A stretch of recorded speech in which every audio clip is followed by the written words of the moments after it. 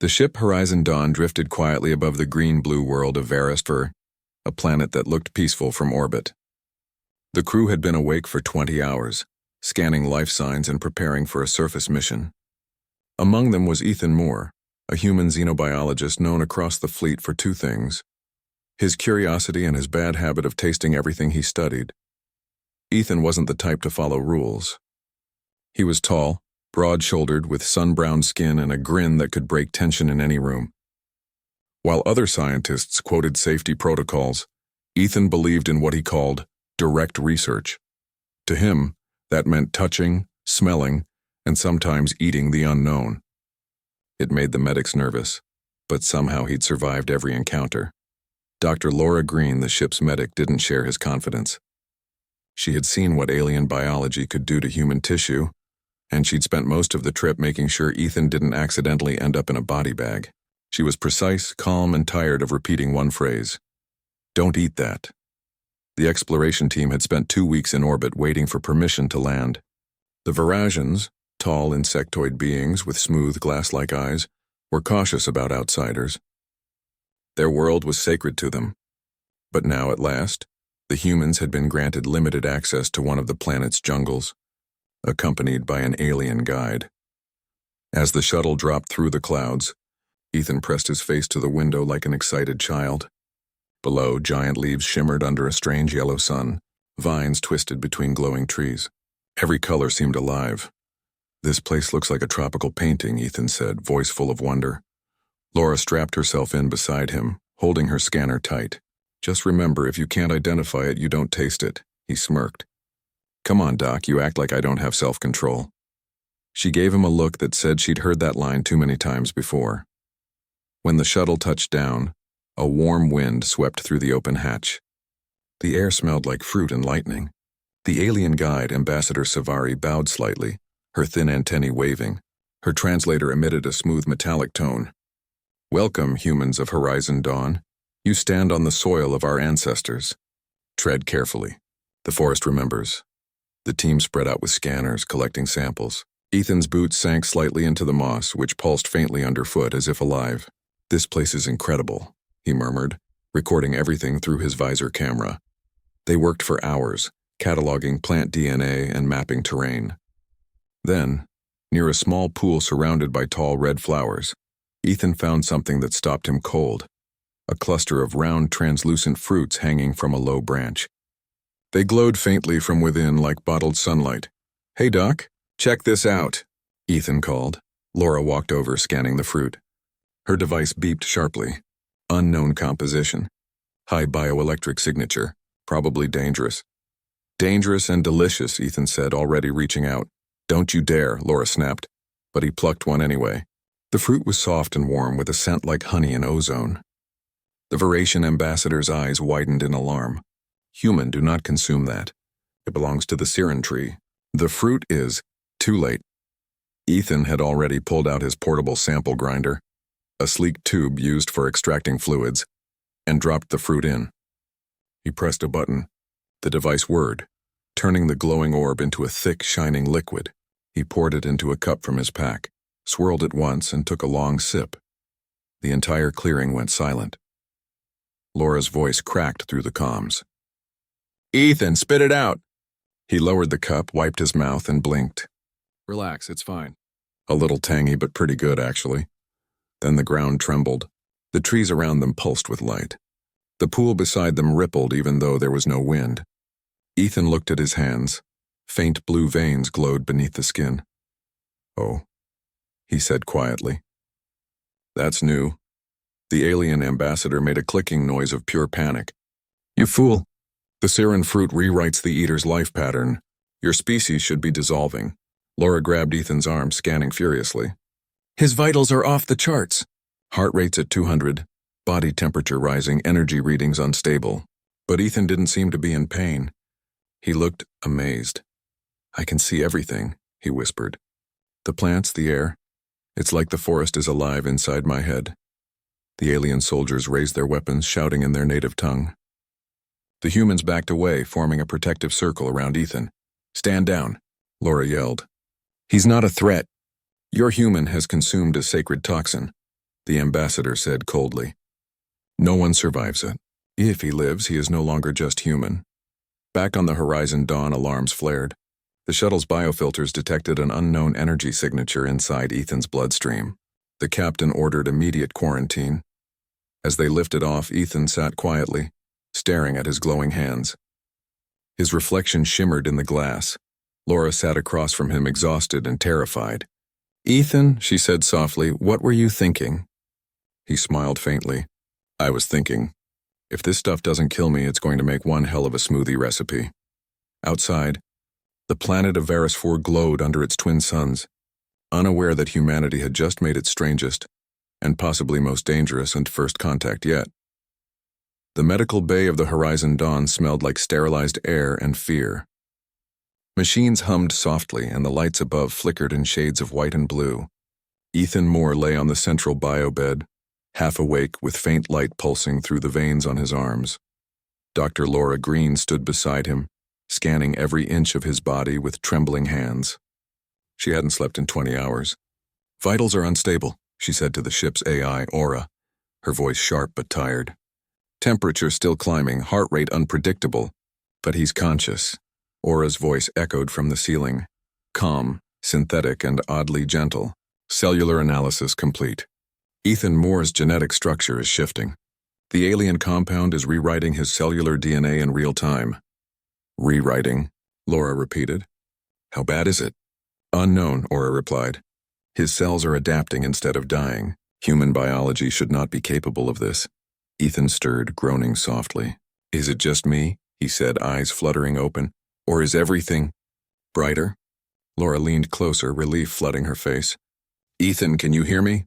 Stay still. You've been out for 6 hours." He blinked, squinting at the bright lights. "Yes, I can hear you, Doc, and I can hear more than you."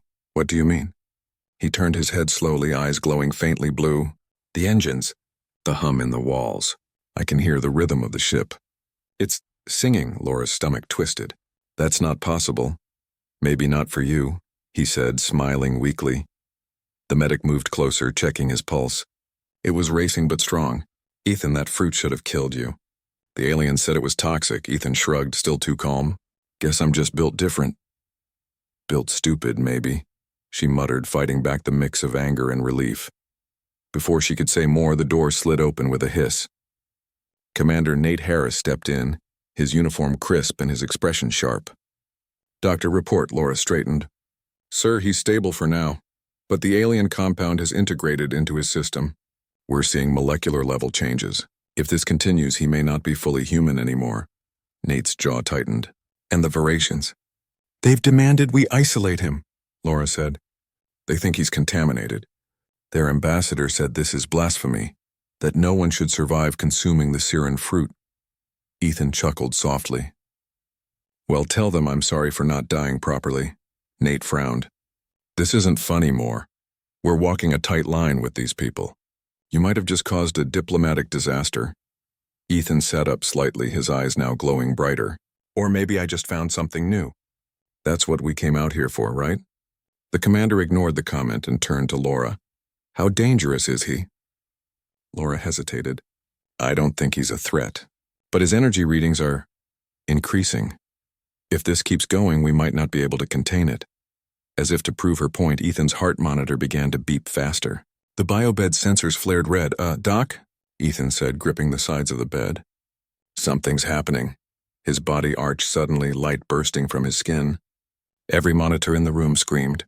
Laura lunged forward, pressing the emergency sedative injector against his neck. The needle hissed, then silenced, the lights dimmed. A faint shimmer surrounded Ethan's body like a halo. Laura backed away, breathing hard. "Aura, what just happened?" "Energy surge detected," the AI replied. His cells released a massive wave of bioelectric energy. Estimated output, enough to power the ship for 20 seconds. Laura stared at Ethan, stunned. "He's generating energy?" "Correct. His metabolism has become an active reactor. He's converting chemical mass into energy at a rate previously impossible for humans." Nate rubbed his temples. "So what you're saying is, he drank an alien fruit and turned into a walking power plant?" "Essentially, yes," Aura confirmed. Ethan's voice, weak but steady, drifted from the bed. See? Told you it was a good smoothie. Laura exhaled sharply. You're lucky I don't throw you out the airlock myself. The commander stepped closer. Doc, can we reverse it? Laura shook her head. No, whatever's happening, it's integrated at a molecular level. His DNA isn't human anymore, not completely. The room fell silent. Only the soft hum of the ship filled the air. Then the comms unit on the wall crackled. The voice of the Varasian ambassador came through, cold and trembling. Human vessel Horizon Dawn. Your crew has violated sacred biology. The Siren tree's essence now lives within one of your kind. We demand he be surrendered for containment immediately. Nate exchanged a look with Laura. That's not going to happen, he said flatly. The ambassador's tone darkened. If you refuse, your ship will be barred from all Varasian territories. Your species will be marked as reckless. Ethan tried to sit up again, ignoring the pain. Hey, Commander, he said, his voice stronger than before. If I'm the problem, maybe I should talk to them. I don't feel sick. I feel alive. Laura grabbed his arm. You're not going anywhere, Nate shook his head. No, if we hand him over, they'll dissect him. But if we keep him, we risk open conflict. The three of them stood in tense silence as the alien transmission ended. Finally, Aura broke the quiet. Captain, there's something else. The ship's systems are reacting to his presence. Power efficiency is increasing by 13%. Laura blinked. He's charging the ship. Just by existing. Ethan grinned faintly. Guess I'm useful after all. Nate looked between them, realizing the truth. The human body, chaotic and adaptable, had done what alien science never could. It had tamed the fruit that no other life form could survive. And deep inside, beneath the layers of fear and confusion, one thought echoed through every human on board. Maybe this is what being human really means, turning disaster into evolution. The lights of the Horizon Dawn flickered again that night. It wasn't a power fault, it was Ethan Moore. He sat alone in the quarantine chamber, separated from the rest of the crew by a thick wall of transparent alloy. The glow under his skin pulsed like slow lightning, spreading across his arms and chest. Every time he exhaled, a faint mist rose from his breath. It shimmered blue for a second before fading away. Ethan wasn't frightened. He was fascinated. Temperature stable. Aura's voice echoed through the room. Heart rate normal. But energy output continues to rise. Ethan smirked. Guess I'm becoming my own generator. Dr. Laura Green stood outside the glass, tablet in hand, exhaustion written all over her face. You shouldn't joke about this, Ethan. We still don't know what that fruit did to you. I know exactly what it did, he said quietly. It woke something up, Laura frowned. That's not science. It's how it feels. She sighed, rubbing her temples. Your DNA is rewriting itself faster than our instruments can record. You're not just adapting, you're evolving. Sounds cool when you say it like that, Ethan said, flexing his fingers. Blue light flared beneath his skin, outlining bones and tendons. You sure I'm not radioactive? Not yet, Laura said flatly. Outside the quarantine bay, Commander Nate Harris and the alien ambassador, Savari, watched through a reinforced viewport. The alien's smooth black eyes reflected Ethan's glow. He should not exist, she whispered. No species can withstand the essence of the Siren tree. It destroys the soul pattern. Nate crossed his arms. Humans don't have soul patterns. Just bad habits, Savari tilted her head. And those habits will doom you. The commander gave a small smile. Maybe, but sometimes they also save us. Inside the chamber, Ethan stood and stretched, the veins of light flickering brighter. Doc, what if this isn't poison? He asked. What if it's an upgrade? Laura shot him a glare. An upgrade doesn't rewrite your entire genome. Ethan walked toward the glass. But think about it. Every species adapts over time. Maybe this is just accelerated evolution. The fruit didn't kill me because my body didn't see it as a threat. Aura's voice hummed again. Dr. Ethan's neural activity is increasing beyond human baseline. Sections of his brain previously dormant are now active. Laura froze. Define active. Enhanced electrical signals. New pathways forming. He is thinking faster, Ethan grinned. See? I told you I felt smarter. The medic's voice dropped to a whisper. This is insane. Hours passed. Laura stayed by the console, logging every reading. Ethan grew restless. He felt a strange pull, a quiet voice at the back of his mind. It wasn't human. It wasn't aura. It was something older. He closed his eyes. The glow spread across his skin, moving like liquid. Images filled his mind.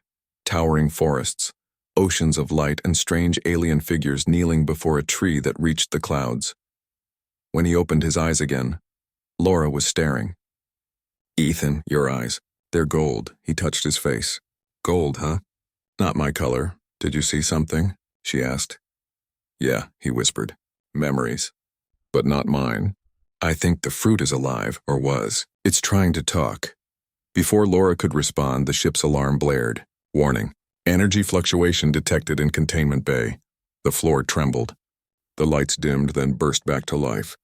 Ethan stumbled back as arcs of light snapped across his body.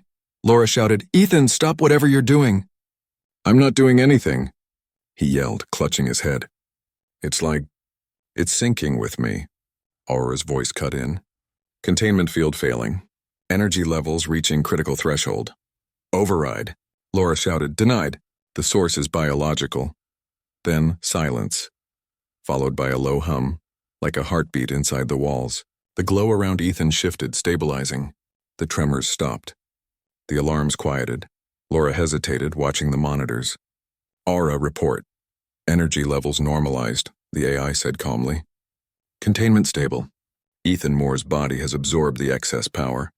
He now emits a steady frequency that matches the ship's core." Laura blinked. "He's in sync with the ship?" "Yes," Aura replied. "He and Horizon Dawn now share a bioelectrical resonance." Ethan stood, breathing hard but steady. "Feels peaceful." The commander entered the room, his voice low. "You almost blew a hole through my ship, Moore." Ethan looked at him and smiled faintly. "Sorry, sir." "Growing pains," Savari hissed softly. "This is unnatural. The tree's essence cannot bond with metal." "Yet it has," Laura frowned. "Maybe it bonded with him first, and now he's linking it to the ship." The alien ambassador's tone turned sharp.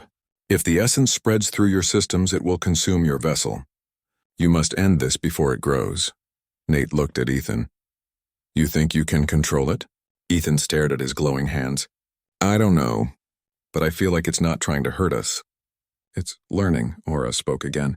"Captain, sensors show a rise in ship efficiency by 21%. The human's presence has enhanced reactor stability." Laura shook her head in disbelief. "He's rewriting our science textbooks one bad decision at a time." Ethan chuckled softly.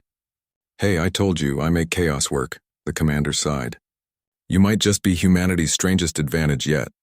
The alien ambassador turned away. "Or your final mistake." Outside the viewport, Varus 4 glowed below them like an emerald jewel. Ethan looked down at the planet and whispered, "You gave me something, didn't you? Let's see what I can give back." In that moment, for the first time since drinking the forbidden fruit, Ethan Moore didn't feel like a man who had broken the rules. He felt like something new, something between human curiosity and alien wonder, and the universe, it seemed, had just noticed. The bridge of the Horizon Dawn felt colder than usual. Every screen glowed with alien symbols and warning lights. The Varasian fleet had appeared without notice, sleek, curved ships like floating blades of glass, surrounding the human vessel in silent formation. Commander Nate Harris stood at the center of the bridge, arms crossed, watching the nearest Varasian battleship on the display. "They're not responding to hails?" "Negative," said Aura, the ship's AI, "but they are charging energy fields." Defensive posture detected. Dr. Laura Green entered from the med bay, still in her lab coat, exhaustion plain on her face. "They think we're carrying a weapon, not a man." "Maybe they're not wrong," Nate muttered. "Where's Ethan?" "In containment," she said, glancing nervously toward the lower decks. "He's calm for now. But the ship still reacts to him, like he's part of it." The commander rubbed his temple. "We're about to have a first contact crisis turn into a war because one idiot turned an alien biohazard into a snack." Aura's voice interrupted. "Incoming transmission from the Varasian flagship. Put it through," Nate said. The screen flickered, revealing Ambassador Savari, her insectoid face sharp and rigid. Behind her, light shimmered across a cathedral-like bridge filled with crystal instruments. "Commander Harris," she began, voice cold as metal. "You were warned. The human who consumed the Siren fruit now holds its essence. That essence is forbidden. It cannot remain free." Nate straightened. Ambassador, with respect, our crew member is stable and under control. He poses no threat to your people. Savari's eyes darkened. You do not understand. The essence of the Siren tree is sacred. It is the mind of our world. To merge with it is blasphemy. Laura stepped forward. Maybe to you. But to us, it's biology. He's adapting, not desecrating. The alien's tone turned harsh. Then your species is reckless. The human must be surrendered. If not, we will cleanse your vessel before his corruption spreads. The transmission cut abruptly. Silence filled the bridge. Nate exhaled slowly. They're serious. Laura's voice trembled. They'll kill him. Or worse, Nate said. They'll destroy us to stop whatever they think he's become. Before either could say more, the ship's lights dimmed. Aura spoke again. Warning. External energy beams locking on. Nate barked, raise shields. The Horizon Dawn shuddered as blue light washed over the hull. The shields held, but barely. Laura grabbed the edge of a console. They're attacking already? No, Aura replied. It's not a weapon. They are attempting to teleport Ethan Moore off the ship.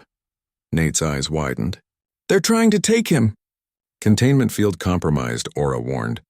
Teleport lock at 47%. Override it, unable. Their technology is interfering with ours. Then the lights flared bright white. In the medbay, Ethan opened his eyes. He could feel the pull, like invisible hands reaching into his chest trying to drag him through the floor. The walls vibrated around him. He pressed his palms to the glass. Aura, what's happening?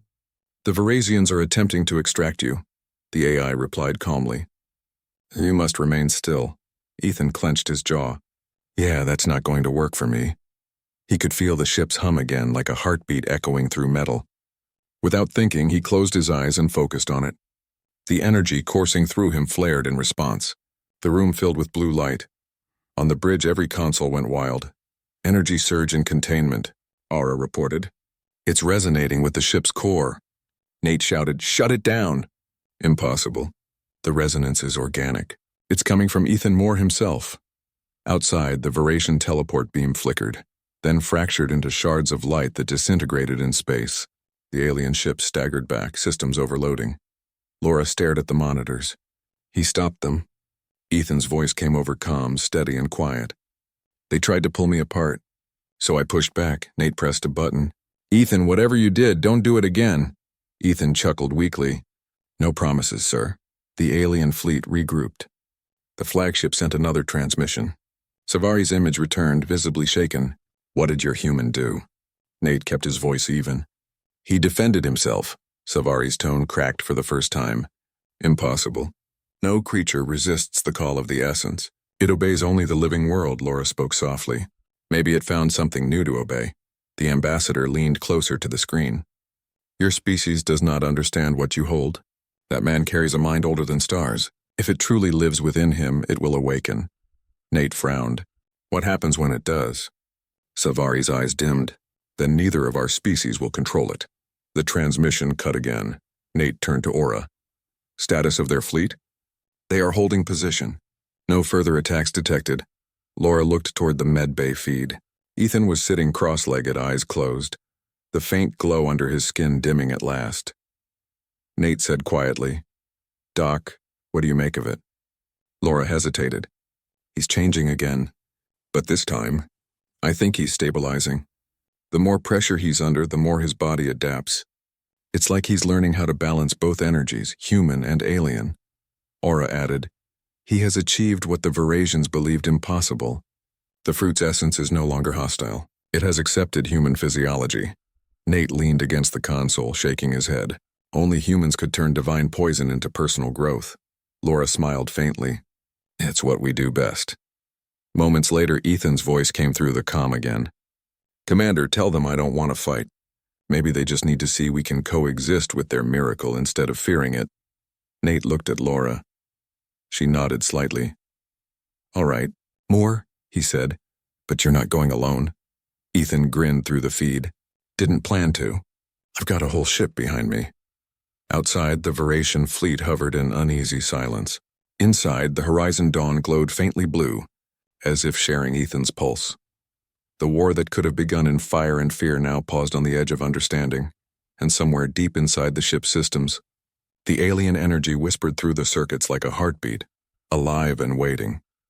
For 2 days, the Horizon Dawn drifted in uneasy peace above Verisfor. The Veratian fleet still surrounded them, silent and watchful. Every ship glowed like a knife in the dark. Inside, tension ran through every corridor like a live wire. Ethan Moore hadn't left quarantine. He sat cross-legged on the floor, breathing slowly, eyes closed. Blue light pulsed from his skin in gentle waves. The ship hummed around him like it was listening. Dr. Laura Green stood outside the transparent wall running fresh scans. Her face was pale, sleepless. "His energy levels are steady," she said quietly. "Too steady. It's like he's syncing with the ship's systems in real time." Commander Nate Harris crossed his arms beside her. "Meaning what, exactly?" Laura hesitated. "Meaning the Horizon Dawn is starting to treat him like part of itself. When he breathes, the reactor output shifts. When his heart rate spikes, the ship's core compensates." Nate frowned. "So the man's a human reactor now?" "More like a living circuit," she replied. "The line between him and this ship is blurring." Before Nate could answer, the intercom crackled. "Commander," Aura said, "we have a containment issue in Hydroponics Bay 3. Plants are showing rapid, uncontrolled growth." Laura's eyes widened. "Hydroponics? That's impossible. The bay's sealed." "Not anymore," Aura replied. "The growth is expanding beyond control. Structural integrity at 73%. Nate and Laura sprinted down the corridor. When the doors to Bay 3 slid open, the air hit them like a living thing. Vines covered every surface. Thick stems coiled around lights and pipes. Leaves as wide as tables shimmered with faint blue light. The smell of soil and ozone filled the air. "Good God," Nate whispered. Laura stepped forward, scanning. These readings matched the fruit's molecular signature. Nate turned to her. "You're telling me this is because of Ethan?" She nodded grimly. Somehow his biology contaminated the water system. Trace cells from his bloodstream, maybe from when he touched the recycling line. The ship's systems used that water for hydroponics. As if hearing them, the vines shifted. The leaves trembled, releasing glowing spores that drifted through the air like fireflies. Laura coughed and stepped back. "Seal the deck now!" The doors slammed shut behind them, locking tight. Aura's calm voice followed. "Containment active, but internal sensors indicate rapid biomass expansion. At this rate, the bay will breach in 4 hours."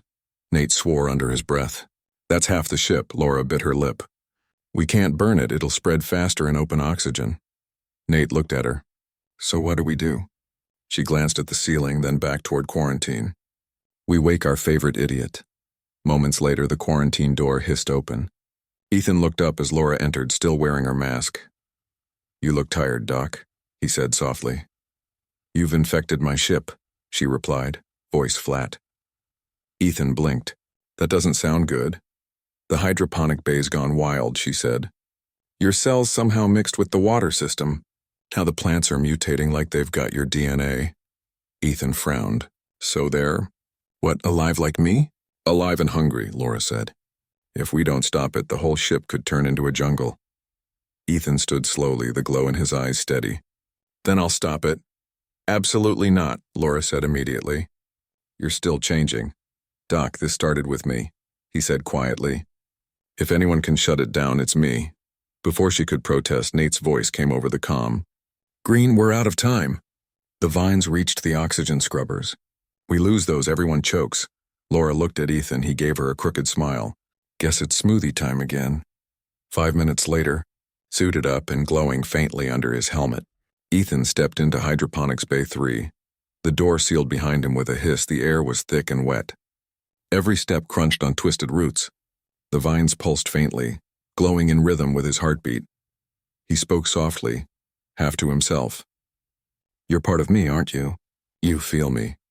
The vines reacted instantly, turning toward him, stretching closer like curious animals. "Yeah," he whispered. "I can feel you too." Laura's voice came through his helmet. "Ethan, your vitals are spiking." "Talk to me." "I think it's trying to communicate," he said. "It's not hostile. It's confused." "Confused or not," Nate's voice cut in, "it's eating my ship." Ethan knelt, pressing one glowing hand to the floor. The vines coiled around his arm, wrapping him gently but firmly. For a heartbeat, he felt 1,000 sensations, roots digging, sap flowing, sunlight bursting through leaves. He gasped, It's alive. And scared. It doesn't know it's hurting us. Laura's voice trembled. Ethan, get out of there. He shook his head. No, it's connected to me. If I calm it, it'll stop. Blue light flared across the room, spreading through the vines like waves. The plant shuddered, then slowly went still. The glow faded. Outside the bay, Laura watched the monitors in disbelief. It's working. Biomass activity dropping fast. Then Ethan's voice came again, weak, slurred. Doc? It's taking energy. A lot of it. His vitals dropped sharply. Ethan. Pull back, she shouted. I can't, he whispered. If I stop now, it starts again. The monitors flickered. Inside the bay, Ethan was on his knees, surrounded by still vines. His glow dimmed, fading like a dying ember. After a long silence, the plants around him began to retract. The air cleared. The blue light vanished. The door hissed open. Laura rushed inside with a med team.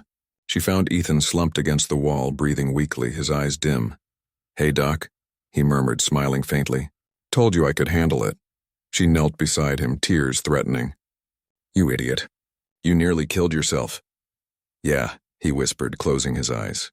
But the ship's safe, right? Aura's voice filled the bay softly. Containment complete. Hydroponics restored. No further contamination detected. Laura looked down at him. Yeah, Ethan, the ship's safe. His faint smile deepened. Then it was worth it. As medics carried him away, the vines around them shimmered faintly before crumbling into harmless ash. And deep in the reactor core, the ship pulsed once like a heartbeat answering its human half. The Horizon Dawn floated silently in orbit, its engines dim and its crew exhausted. The crisis in hydroponics had ended, but the cost had been heavy. Ethan Moore lay in the medbay again, pale but breathing. His glow had faded to a faint shimmer under the skin, no longer bright, just a soft reminder of what he'd become. Dr. Laura Green sat beside him, head in her hands. You should be dead, she whispered. Ethan's eyes opened slowly. That's becoming a pattern, huh? She glared through tears. You can't keep doing this. Every time you push your limits, you burn yourself out a little more. He gave a tired smile. That's what makes me human, Doc. We break things, sometimes even ourselves, to make something better. Before she could answer, the medbay lights dimmed. Aura's calm voice filled the room. Dr. Green, we have detected unusual readings from the reactor core. Energy patterns match the bioelectric frequency of Subject Moore. Laura's eyes widened. You're saying the ship's core is reacting to him again? Yes, Aura said. The core appears to be calling him. Ethan sat up slowly, wincing. Guess it missed me. Ethan, no, Laura warned. You can't go near the core. You're still recovering. But his eyes were distant, listening to something she couldn't hear. It's not the core. It's the thing inside it, the same thing from the fruit. It's alive in there now, and it's waking up. Before she could stop him, he pulled the IV from his arm and stood. Minutes later, the reactor chamber doors opened with a low hiss. Heat and light flooded the air. The room glowed with the faint blue pulse of the ship's heart. Commander Nate Harris was already there, watching the monitors. Doc said you shouldn't be walking, he said, turning to Ethan. Yeah, well, the ship disagreed, Ethan replied. Nate frowned. What's happening? Ethan stepped closer to the reactor glass, his reflection flickering in the light. It's changing, Commander. It's growing, just like the plants did. But this time it's not spreading, it's thinking.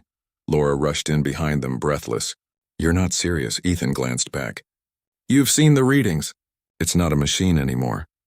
The reactor pulsed, the glow deepening into a warm, rhythmic pattern, like a heartbeat. The hum vibrated through the floor, through the walls, through their bones. Then, without warning, a voice filled the chamber. Not mechanical, not alien. Something in between. Human. Laura froze. Did it just... Yeah, Ethan said softly. It's talking. The voice came again, low and slow, vibrating the air. You took what was forbidden. You merged with what was sacred. Why? Ethan stepped closer, his voice steady. Because that's what we do. We try, we fail. We learn. You offered something powerful and I didn't understand it, but now I do. The glow brightened. You would claim the essence of a world you do not know? Ethan shook his head. No, I'd share it. We don't want to take your power. We just want to understand it. Live with it. You saw what we did to your forest. I stopped it because I could feel what it felt. I get it now. The chamber shook slightly. Laura reached out. Ethan, it's destabilizing. He held up a hand. No, it's listening. The light dimmed again, the hum softening. Then the voice spoke once more. You are not like the others. The essence would have destroyed your kind, but you changed it, or it changed you. Ethan smiled faintly. Guess we changed each other. There was a pause. Then the voice spoke again, quieter this time. The others come. They will destroy what they fear. Nate looked sharply at the ceiling. Aura? Confirmed, the AI said. The Varasian fleet is powering weapons. They are targeting the Horizon Dawn. Laura's heart dropped. They think the essence has taken control. Ethan turned to Nate. They're not wrong. It's part of me now, and they'll keep firing until one of us is gone. Nate's voice was grim. Then what's the plan? Ethan took a slow breath. The core wants to connect, to speak to them the way it's speaking to me. But it can't without a bridge. That's me, Laura stepped forward. You mean linking your mind to the reactor? That could kill you. He smiled gently. You've said that about everything I've done so far. This time I mean it, she said, voice breaking. Your body can't take another surge. Ethan looked at her with tired but steady eyes. Laura, this isn't about me anymore. If I don't try the fleet fires and we all die, if I do, maybe we all live. The commander's voice was quiet. You're sure about this? Ethan nodded. Yeah, it's not a bad way to go, doing something that matters. He placed both hands on the glass. The glow spread instantly, wrapping him in light. His body lifted slightly off the ground, weightless. Laura shouted, Ethan, stop! He didn't. The light surged, filling the chamber with blinding brilliance. Through it, his voice echoed faintly. Tell them. We just wanted to learn. The entire ship shuddered. On the bridge, every monitor went dark and then flooded with a new signal. The Varasian communication channels opened without command. A soft, unified pulse of blue light spread across every screen, every ship, every sensor. And through it came Ethan's voice. Calm, clear, human. We are not your enemy. We share your essence now. We understand what it means to protect life. Outside, the Varasian fleet froze. Their weapons dimmed. For a long moment, no one moved. Then, one by one, the ships powered down their weapons and drifted into silence. Inside the reactor chamber, the light began to fade. Laura rushed forward, heart racing. But when she reached the glass, the space inside was empty. Ethan was gone. Only the glow remained, the pulsing softly like a heartbeat. Aura's voice filled the room quietly. Energy stable. Reactor integrated with new life signature. The ship lives, and so does he. Laura pressed her hand against the glass, tears falling. You made your choice, you stubborn fool, she whispered. And you saved us all. Outside, the Horizon Dawn drifted under the twin suns of Varus 4, glowing faintly with a human light, proof that even in the face of the unknown, humanity could turn fear into connection. And somewhere in the rhythm of the ship's pulse, Ethan Moore's voice whispered faintly through the systems, Still here, Doc, still human.